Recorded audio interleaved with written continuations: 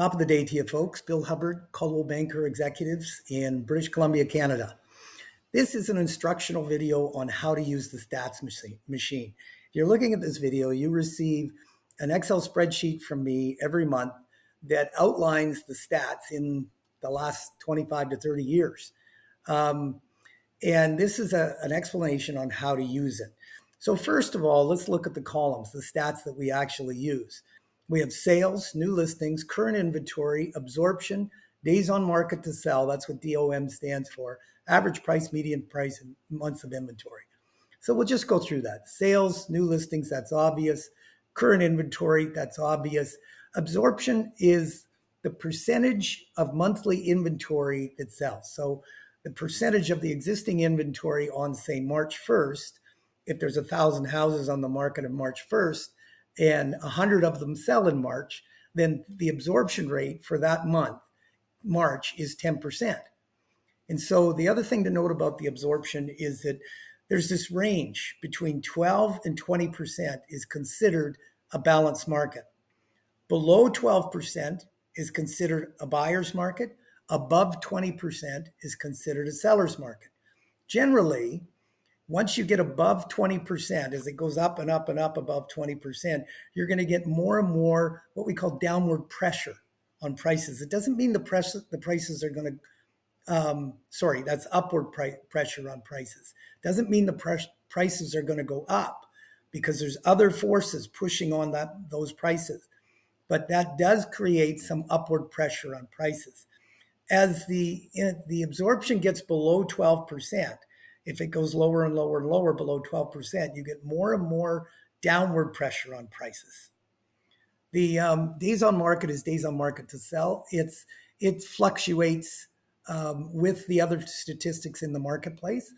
And it is average price and median price. Median price is the center line for prices that sold. So the median price, say, of $985 here in May of 2024, that means that in that month, an equal number of sales were above 985,000 and an equal number of sales were below 985,000.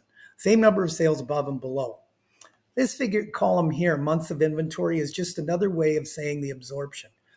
If you look at, say, March of 2025, 9.12 months of inventory. What that means is at this rate of sales, 149 sales per month, it would take 9.12 months to sell this number of houses, 1,359 houses. It's another way of saying the absorption. So how do you use the stats machine? First of all, you can use it by just looking at the stats. First, you can see the absorption here. This column, if you go through the absorption, if you look at the absorption in February, March, April, May of 2023, you get 20 and 20 and 25 and 21 and 15. And you see it start to come down in July of 2023. And 2023 was a correction year. It went into single digits here and became quite low. And the substantial part is it's below 12%. And that really hasn't changed for the Central Okanagan. Central Okanagan, as you look at the absorption, which is the most important statistic to determine what's going to happen in the future, because the absorption rate it's an indication of supply and demand and where the supply and demand is going. So if you've got a 10.96% absorption and it is consistently lower than 12%, what that means is the supply coming onto the market is exceeding the demand. And we're probably going to see some downward pressure on prices. So the next thing way you can use the stats machine is by something called running averages. Okay, so a running average is, let's just take the absorption here from January of 2025 to March of 2025. So that's a running average for 3 months. And if you look over here, right down here, this incredibly fine print, it says 10.64%. Average 10.64%. What that means is the average of those three figures is 10.64%. If you compare to January of 2024 to March, is 10.41%. Very, very similar figure. So what that tells me is the market's relatively flat. And those are called running averages. Sometimes you can take a whole year. Say we want to compare 2024. So I'm going to click on January and then go down to December and then shift click, highlight the whole year. The average absorption for 2024 was 10.84%. And then I go down to January, or go back to January of 2023 to December, again, shift click. It's 15.15%. So you can see a fairly aggressive drop in the absorption between 2023 and 2024. And that stands to reason, because 2023 and 2024 were correction years.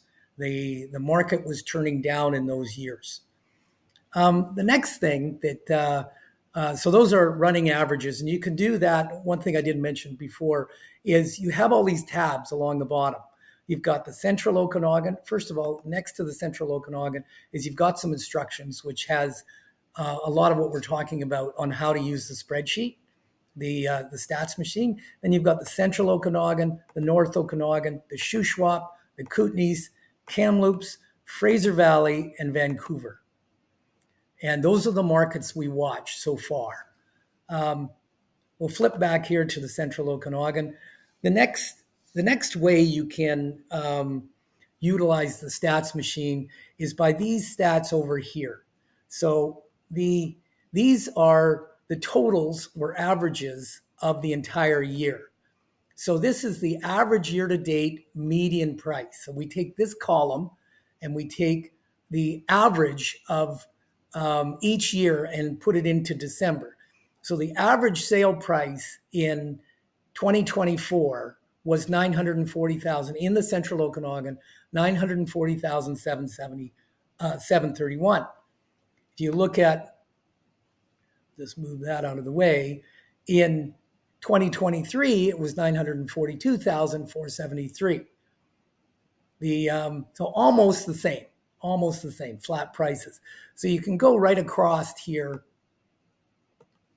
and you've got average year-to-date median price, you've got the percentage change, you've got average year-to-date sales and the percentage of change, average year-to-date total sales, average inventory and the percentage of change in that average inventory, and then average absorption and the percentage of change in that average absorption. Here, the next way you can pull information out is you have the same story, only broken down into quarters. In other words, January, February, March, April, May, June, the quarters of the year. The next way to get information out of the stats machine is by the graphs. As you can see below all the statistics here, there's these graphs, and each one of the statistics are graphed. So the way you utilize the graph is, let's take a look at sales activity. So I'm going to click beside the sales activity, and you can see the column for the year, the month, and the sales activity are highlighted. So I'm going to put my cursor right on the corner here, and I'm going to drag it down. Say I want to see the last 5 years in sales in the Central Okanagan. So I clicked on it and I dragged it down to the latest stat, which is March of 2025. Then I'm going to back up here, and it's all the way back up to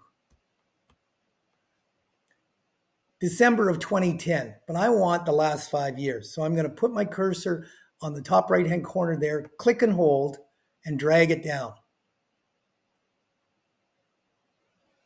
Say to January of 2010, or sorry, of 2020. I go down to the graph, and that is the graph of sales between January 2020 and today, March of 2025. And as you can see, it's over here, January of 2020, all the way over to March of 2025. Actually, over to March of 2025. And you can do that with any one of these columns. If we want to compare inventory is an interesting one to compare. So we're going to go down to find the inventory graph. I got to wait for my computer to catch up. There we go. current inventory. Okay, I'm going to click on that current inventory, which is going to highlight the column. You see it highlighted here. We're going to go back up here, and I'm going to drag, put my cursor in the bottom right-hand corner, click, and drag it down to March.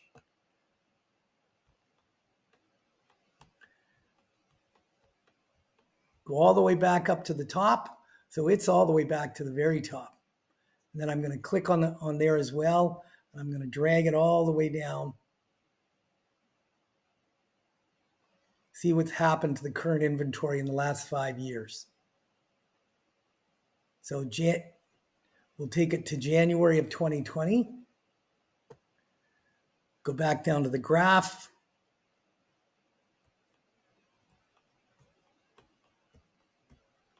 Current inventory.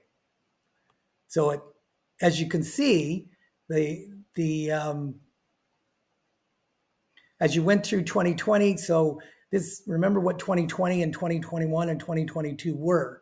They were boom years. So the demand is above the supply and increasing over the supply. So the inventory comes down, hovers around in here, starts to go up in 2022 in April, May 2022, and it's sort of a general rise all the way through to March of 2025. And that is consistent with the market in that the demand was decreasing after about 2022, and so the inventory started to rise. So those are the ways you utilize the stats machine. You can look at the statistics, you can do running averages, you can do look at the annual summaries, and you can look at the quarterly summaries, or you can check out the graphs and change the figures that the graphs are pulling from. Thank you.